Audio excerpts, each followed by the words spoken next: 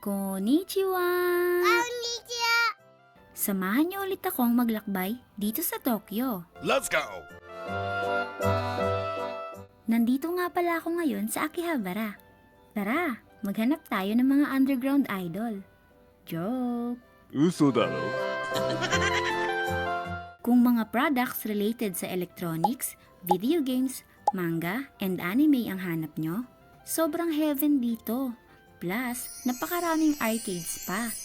Sayang at napadaan lang ako dito. Hindi ko na napasok ang mga shopping store at baka mabudol pa ako. Pero, pumasok ako dito sa Tampopo. Isa itong thrift store. Wala nga lang ako nagustuhan kaya lumabas agad ako. Pupunta nga pala akong Ueno Park.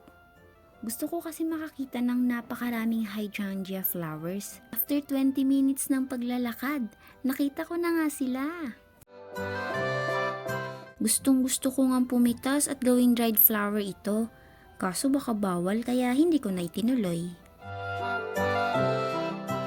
Pumunta rin nga pala ako dito sa sikat na real life location ng Kimi no Nawa. Sa taas lang nito ang Suga Shrine, kaya napakadaling i-Google Map.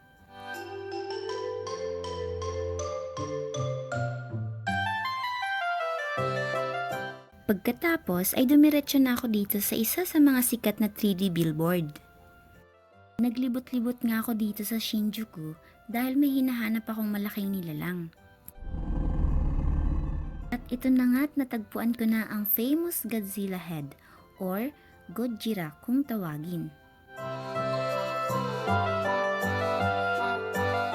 Yun lamang, pauwi na rin ako dahil napakasakit na nga nitong mga paa ko. Pero sobrang worth it naman kaya bukas ulit.